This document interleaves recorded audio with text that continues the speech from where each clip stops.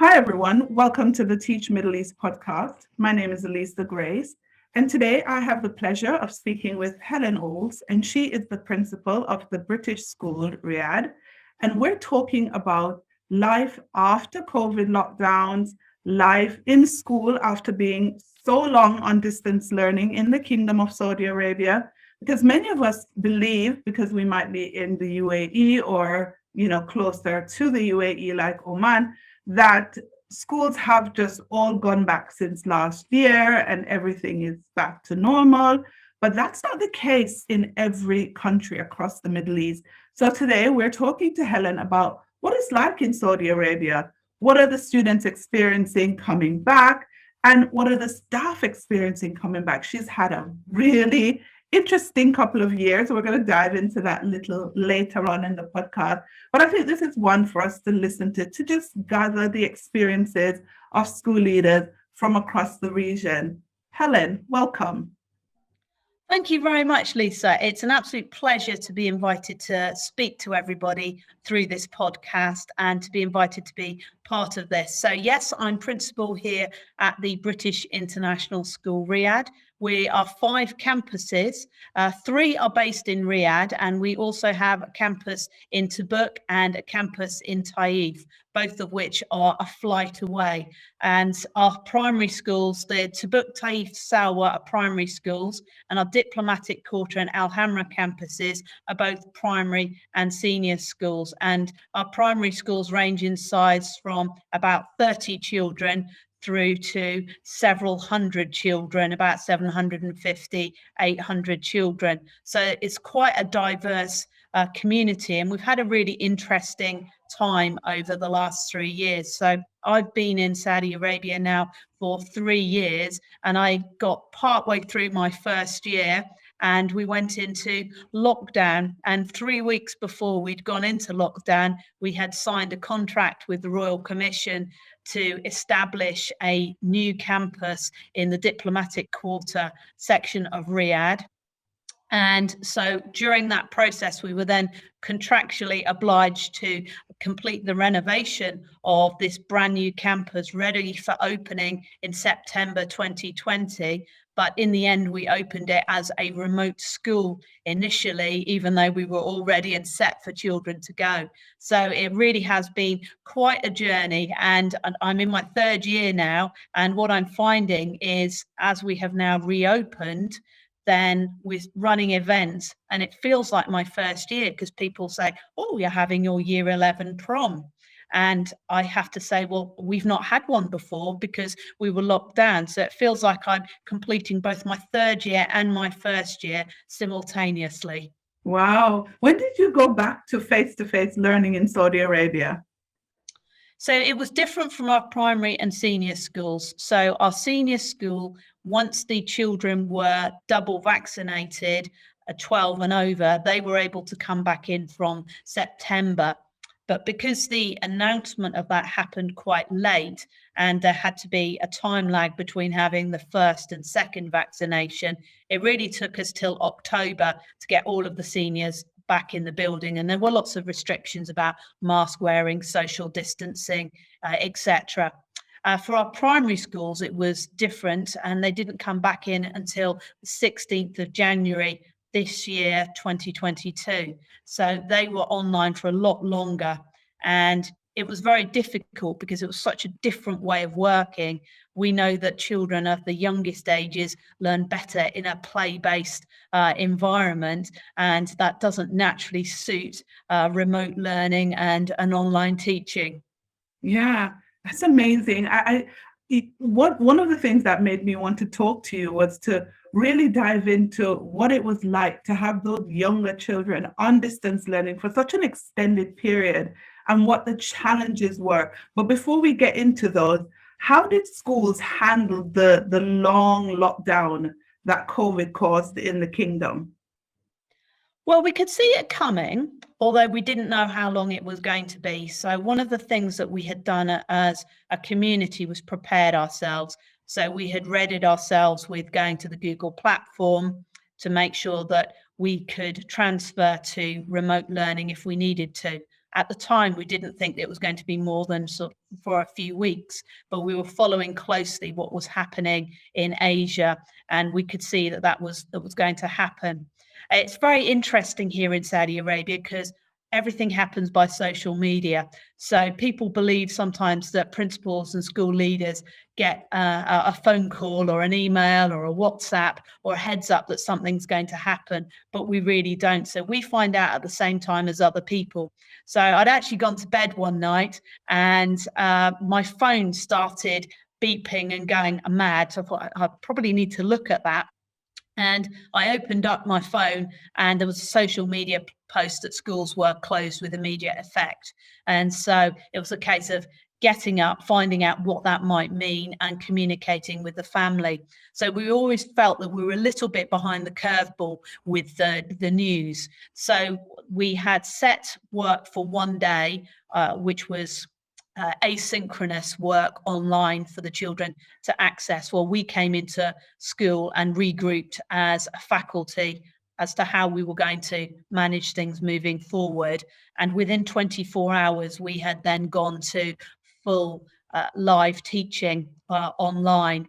But that day that we had in school, we then get notification at 3 o'clock that teachers and faculty are no longer allowed in the building.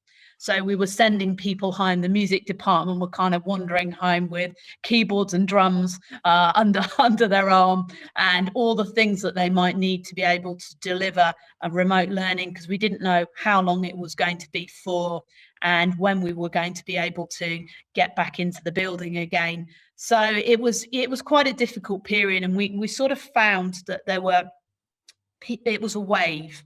So you might get an announcement and you spend 48 hours just kind of calming everybody down and working out what that might mean for you as a school and community. And then there'll be another announcement. And there was a lot of unexpected news. And in some ways, schools became the face of frustration about decisions that were made, even though we knew it wasn't our fault that there was COVID, and it wasn't our fault that schools were closed. I suppose the frustrations came to us and we became the face of those decisions. And that was hard.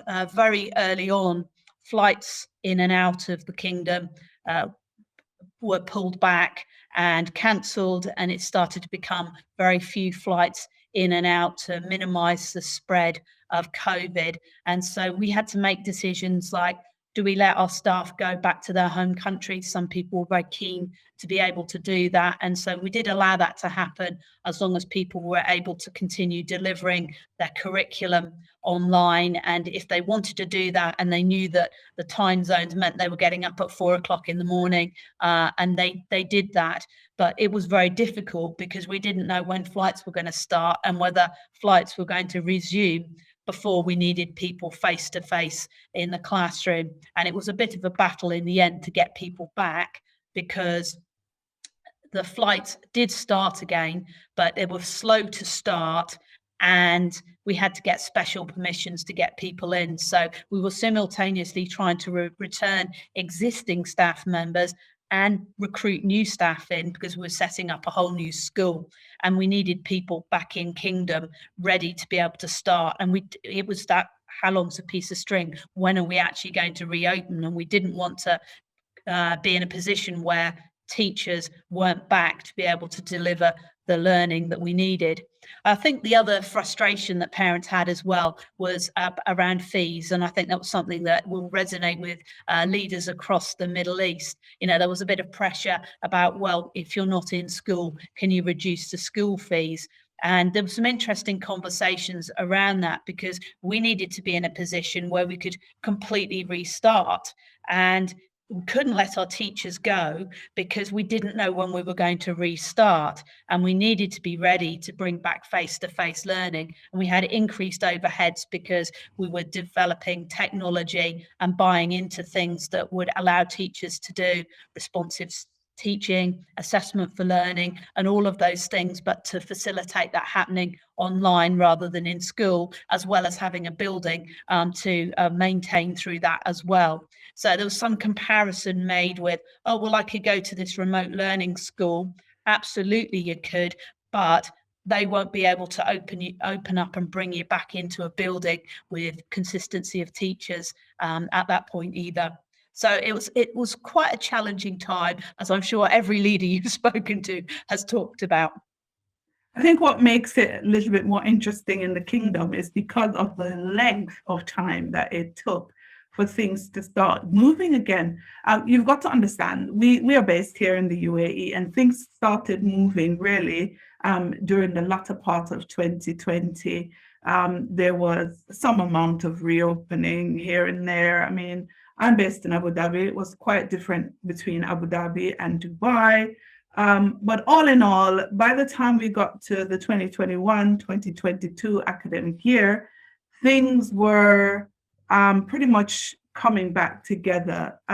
What do you think were some of the effects of such an elongated distance learning period on students, whether that be your senior students in secondary or your primary students? You can tackle that as you may, but what do you notice were some of the effects on the students from having to be out of face-to-face for that long?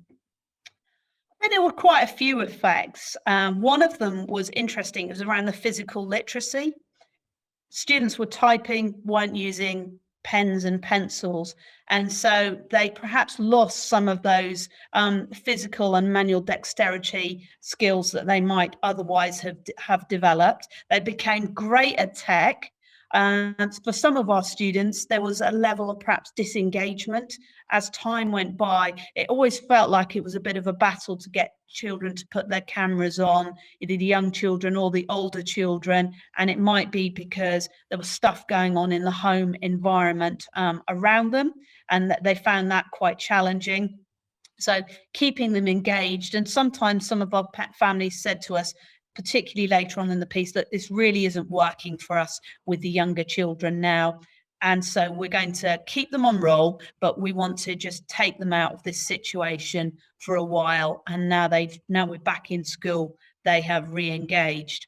For our examination children, they were kept being more engaged, I think simply because they knew that it was going to be teacher assessed grades. And so they needed to make sure they kept engaged and produced the things that they needed that allowed us to have the evidence to be able to submit that to the exam boards. But that was very stressful for those students as well, because for a lot of those children, the exam boards made decisions very late in the piece. And so they weren't sure, well, am I going to sit an exam? Is it going to be a teacher assess? What does that mean for the grades? And there was a lot of chopping and changing. And initially, when the first set of grades came out that first summer, then the exam boards may have adjusted grades down. And then there was a lot of pushback on that because, yes, your history showed that that was the trajectory for, say, a particular subject, but you've got a brand new, brilliant teaching team in place, and those results were not reflective of that current time. So there was a lot of back and forth, and I think that caused quite a lot of anxiety for our students. One of the things that I expected but didn't happen was the social communication. We expected students, and some did become quite isolated, but because in Saudi Arabia, many of our families, not all, but many, live on compounds, and then there was still quite a lot of socialization happening on those compounds. And so they were mixing with other children.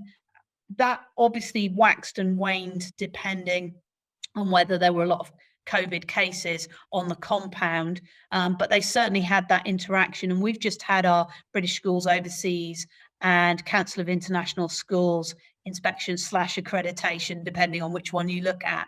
And that was one of the things that they commented on, how well our children were doing socially, given that they'd been offline for so long.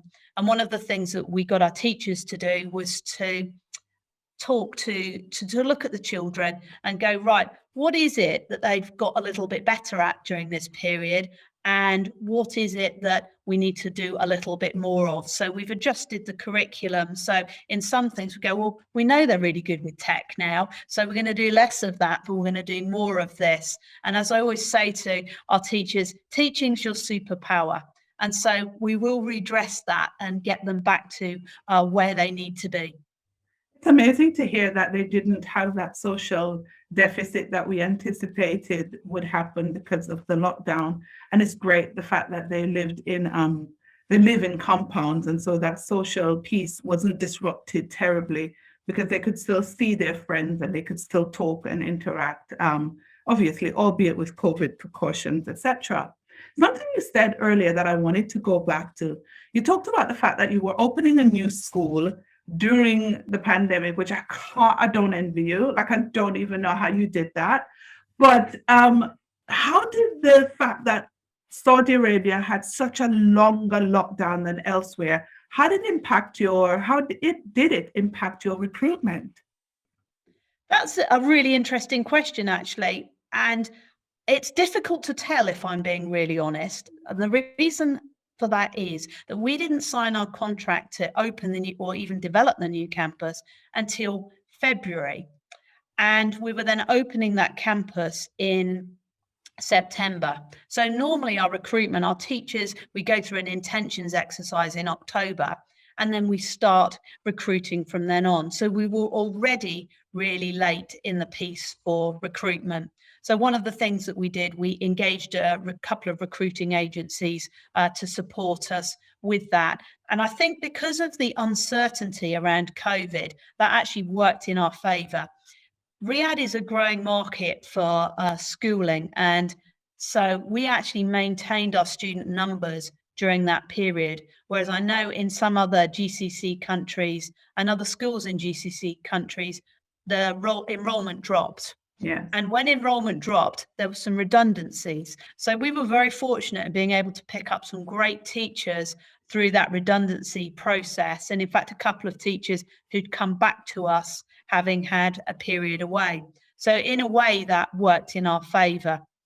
I think the challenge for our new teachers, especially where we had a teaching couple, was one, getting them into the country, but also if they had children, how they were sort of homeschooling their own children and supporting that while trying to work full time at the same time. And if they were in Kingdom, we could help them out a little bit because there was a support network of nannies and helpers for that could be used for that. But if their level of English wasn't terribly high, then that put an immense level of pressure on those families. So it was quite challenging. On the compound that I live on, one day they said, right, no external nannies and helpers in because we want to keep COVID out.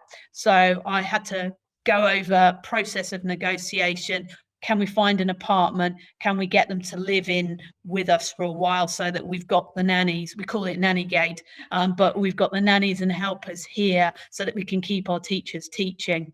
And so the compound were really helpful with that. But it was all the things you never expected to be actually doing during that time. So we were pretty fortunate with recruitment. And actually our retention has remained with those teachers we recruited during that period. The vast majority of them, as we've gone through our intentions exercise this year, and want to stay with us. So that's been really positive as well. That is brilliant. Like, I really expected another answer. I'm quite pleased that you guys at the British International School Riyadh were able to really get the best of what was happening during that time. As a lot of schools reported difficulties, the people wanted to stay put.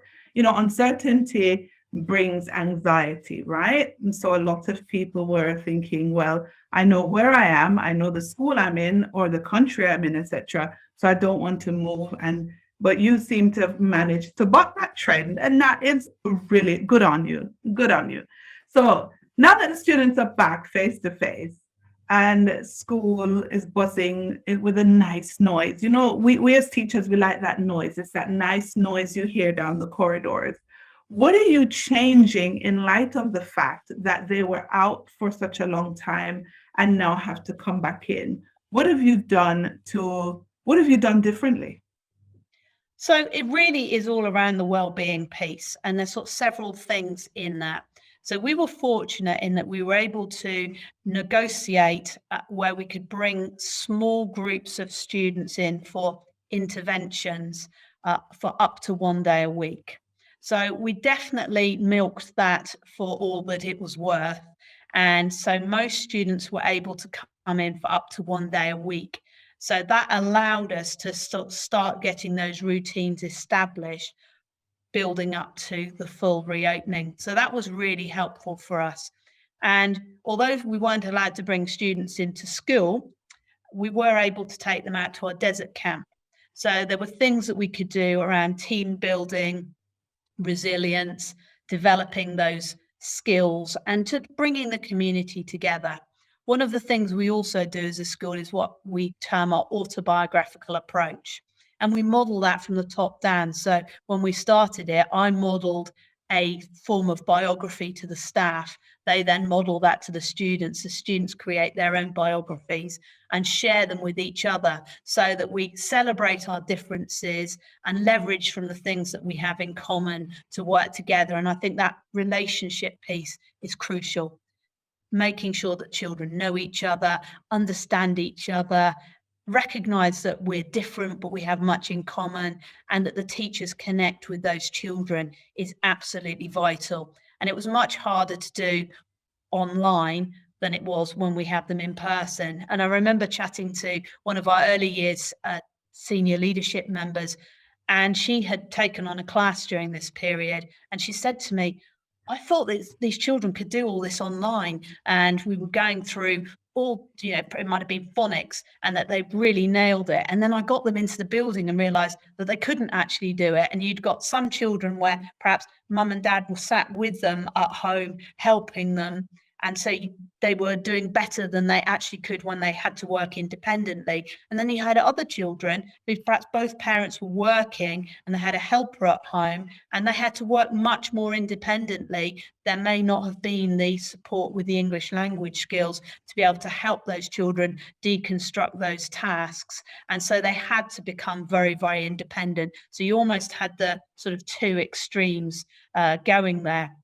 So it has been a case of getting children back into the building, and our teachers have had to become much more skilled at differentiating their lessons really carefully, and a much broader range of interventions and ways that you might plan your lesson to ensure that you're bringing all of those children on. Yes, you're challenging those that really need that extra challenge, but those that have perhaps struggled during this period, you've been able to support them. And one of the things that we found during the period was that different things work for different families. So when you might bring them all into school and work in a certain way, some families wanted asynchronous learning where they could just access it any time when they could help their children. Other families wanted live lessons. And so it was really hard to get that balance right. And I think that's reflected on the differences we see in the children when we come back into the building. So we worked a lot with our staff around how we can make sure that we are doing this responsive teaching all the time, looking at where they're at and helping them to move on from where they are, so that any areas where they may have perhaps not been as good as we thought they are, we can sort of bring them back through to where they should be for their age and level. Yeah, I think it's become such a balancing act for teachers, because you do have the students who have come back and they're more independent because now they've had to take on a lot of the responsibility for their own learning over these years that they would not have normally been responsible for. And then there are students who fall in behind. And I can just imagine what that is like for teachers who have to now start to consider all these different factors, which leads me nicely into talking about staff well-being. Because we talked a little bit about how students' well-being is being put as a priority. But what's staff well-being like, having had to really be on this, I don't know, I want to call it a treadmill, but being on this real ride for the last several years? What's the effect? What have you seen as the effect on the staff well-being? Yeah, that's a great question. And I think it has been very challenging. And we've done our level best. And I would like to think that our retention is a reflection that by and large, people think we've got it more right than we've got it wrong, but not necessarily got it right all of the time, because teachers had to completely relearn their craft by teaching online and re-prepare all of their materials, look at the toolkit that they use. And that was immensely hard and draining. And if you were a teaching couple with your own children as well, then the days were immensely long. So we tried to take as much off the table as we could for people to allow them to focus and concentrate on that. So where we might have had meeting times or in-service training days for staff, we would give them over to support the planning. We were also, especially when we were very locked down in the first year, we were able to adjust the holidays because no one could come in or out the country. So we were able that from that March to June, we didn't go more than 4 weeks without a holiday. We did a bit of surveying of the families and adjusted that. So they might do four and a bit weeks and have a week off. And that really helped to sort of pace people. A lot of people wanted to go home. There was a lot of anxiety at that time because it was that fear of the unknown. So if people wanted to go to the home country, we let them. We did then get to the point where we needed to bring people back. And we did say one half term, I think it was 2020 in the October, that please don't travel. We were trying to save so that everyone could go away in the December break. Unfortunately, we then got stuck. December 2020, KSA closed flights in and out of the kingdom again because of worries about a new variant. So we then had staff stranded all over the world in all sorts of different time zones. And there was a lot of anxiety at that period. And we had to call people back. And many staff had to do 2 weeks in a third country before they came back, because they weren't allowed to fly directly from the UK, which was seen as the hub of this new variant. So it was quite challenging during that time. So we tried to check in with staff, do well-being chats. We tried to survey them. We tried to be as compassionate as possible, but you're always constantly balancing student needs and the demands of our families with the staff needs as well. And I'd like to think that we're a compassionate school and we try and support families, because we had staff at this time going through with family members that had COVID and maybe needed to get back to their home country. And normally you'd give them a period of time and they'd go and come back within that period. But then you had to allow additional time for quarantine and getting from A to B and how you'd manage that. So it was extremely difficult, but like I said, I'd like to think that our staff would say we got it more right than we did wrong. I mean, I love the idea of you changing and working with the holidays so that people didn't get burnt out over long periods. Loved that idea, because if you're there and you're stuck, what's to stop you from teaching 4 weeks, taking a break, and then carrying on? That was genius. I think many people would not have thought, schools are very much set in stone when it comes to holidays. I've not actually heard of a school manipulating or a district or even a country manipulating the holidays to suit the well-being of the staff. Genius. I liked that. Let's talk a little bit about education in the kingdom. I know a lot of your time there has been spent in lockdown because, Saudi did the long lockdown thing. But here's the question. What are you excited about in terms of education in Saudi Arabia? What are you seeing? What's exciting? Why should I even, consider flying over there? Convince me. No, well, I hope I will. And I think it's something I actually had to get my head around, because we were asked whether we would wanted to open this additional campus and had this opportunity in the diplomatic quarter. So one of the questions that our Board of Governors asked, well, why would we do this? Where are these children going to come from? And is it a good decision for us as a school? So we actually had to dive into the detail of the education sector here in Saudi Arabia. And I think one of the things that has happened over the last 3 years is a period of immense change. So against the backdrop of COVID, we've had huge change in Saudi Arabia. So women can drive, relaxed rules around sort of prayer times, wearing of the abaya for Western women, etc. Vision 2030 is very much at the forefront of what the country's doing. So during lockdown, the British Embassy were phenomenal at getting British interests in KSA together on a weekly basis so we could share information on how things were going. And that includes schools, businesses. And so I got to know a whole heap of other people, which was a great bonus out of this. And initially there was concern that order books are slowing, money is slow to come in. But Saudi then took advantage of this period and accelerated Vision 2030. And so the giga projects, such as the development of NEOM, this futuristic city on the up in the north, and all things like that started accelerating, and it became really quite a positive news story.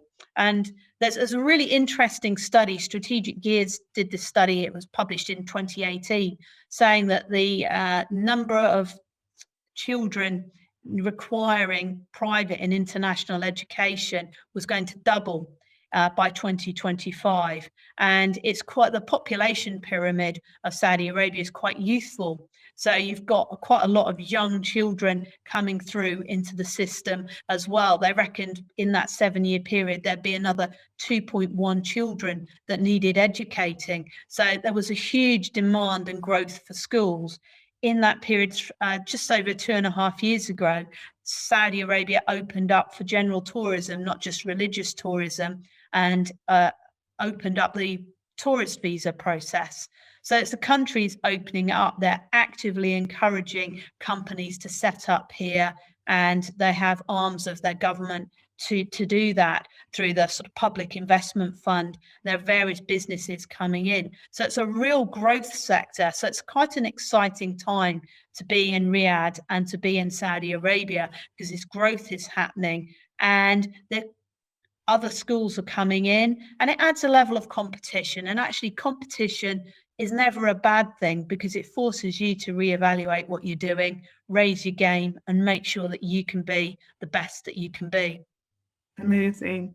And in terms of the teacher community in Saudi, because we have a really great teacher community here in the UAE.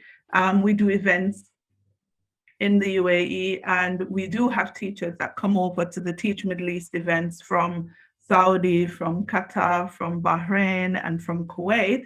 But they also, in their individual countries, have networks that are growing. What is the network like in Saudi Arabia? Are teachers really on the cusp of innovation? Are they getting together? What's the collaboration like there?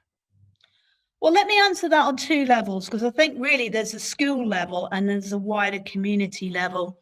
So one of the things that we've done in my time here is to develop time for teachers to collaborate and learn. So we start an hour later on a Thursday morning, and that is collaborative professional learning time. And we get our teachers and our teaching assistants and our learning support assistants together, and we learn together. So that's in addition to our normal meeting times, but we actually allow that time for professional development. And it's been a real push of ours to make sure that we are helping our teachers to become the best that they can be. So we've done some strategic things on a school level, but we've also been able to tap into things internationally. And actually COVID's changed the way that we've worked, and the British Schools of the Middle East, your own organisation, a lot of organisations that have put things online so people can access a range of conferences and professional learning without the cost of flights and hotel and time out of school. It's almost anytime, anywhere learning. And there's a level of excitement. We were just talking about it actually in our leadership team meeting. We have a professional learning newsletter that goes out once a week, and there's a section on it where teachers can add in interesting podcasts, reading that they've had, so we can then share that further and wider as well. So there's been a lot of that. And I suppose then the third level of that is connections within country. There's nothing like a crisis to bring people together. And I've been fortunate and really blessed to be able to make connections with my colleagues both in Riyadh and more widely in the kingdom. and we regularly talk and work together. So I'll give you an example. We haven't been able to engage in any overseas primary sporting competitions and festivals over the last couple of years. And so we got our heads together and said, well, that doesn't seem very fair on the children. Let's run one ourselves. We can run something in Kingdom. So it's kind of brought a collegiality together and brought us all together. And that's been really great. And at the end of the day, those things mean that the children are the winners. And that's why we're here. That is so good to hear. I'm actually excited about what's happening in Saudi Arabia. I think I might be peeking over the fence pretty soon to connect with educators there, because we tend to have them come to us, and they do come to us a lot from Saudi Arabia. They listen to the Teach Middle East podcast, they come to events, they read the magazine. But I think it's time for myself or a member of our team to come and pay you guys a visit in that side of the Middle East. Before we wrap up the podcast, though, I want to know what you're excited about in terms of the future of education in the kingdom, and what are you excited about in your school for the rest of this academic year? Because we like to end the podcast on a really high note. So 2 things: what you're excited about within your own school, the group of schools, and what you're excited about in education within the Kingdom of Saudi Arabia. Wow. Okay. That's 2 very big questions. And I would like to say, if you or your colleagues want to come over, we'd love to welcome you here to Saudi Arabia. And I think one of the great things about lockdown has meant that we've got to fall in love with Saudi Arabia. And a lot of our families, our children, our staff have traveled around Saudi Arabia in that time and just found what a diverse country it is, from the scuba diving of the Red Sea through to the mountains in the south and the deserts. And it's a country that's got a lot to offer. So I think one of the things that I'm very excited about as a school is, as we found some of these things, then there are trips that we can do in Kingdom. People have gone out, they've traveled, they've made connections, and we suddenly realized we don't have to increase our carbon footprint and fly places and go overseas when we've got so much to offer in Kingdom. And that really excites me. And those connections mean that we can leverage off that for more and more events that children can benefit from in the future. I'm very excited about finishing my first year in my 3rd year and running all of these events for the first time. We've got our school production that's happening, musical next week. We've got lots of events. We have graduations, proms, house activities, all of those things that are getting us to reconnect as a community and get together. We had our International Day. Now, we know that International Day and being an international school is not just about food, flags, and festivals, but those things do help to bring the community together. And I said to our parents, well, we're going to do a little parade of nations. We've got about 60 nations, and we'll do it around our field. If you want to come along and sit on the bleachers, then it would be great to see you. It was outside. I thought that would be a great thing to do. Well, I've never seen so many parents on campus. Like, people have been desperate to do this for a couple of years, and all our parents turned up, and it was absolutely wonderful and a real coming together of the community. So it's very much more of that, and ensuring that our children really just settle back into learning. And I think we've just got to continue on the trajectory that we're on. You've probably noticed by talking to me that I am the world's biggest optimist, and I'm definitely a glass half full kind of person. And to see the opportunities in a situation, and I am very, very optimistic that our children through this period will have developed a level of resilience, which is really going to stand them in good stead in the future. And one of the things that we've probably all noticed in our schools is that at the moment, when this all started, there was real waves of up and down of people being, new notice, and people being quite anxious and trying to make sense of it. And actually now you find that there'll be a big announcement, and actually people are pretty calm about it, and they really are developing those skills.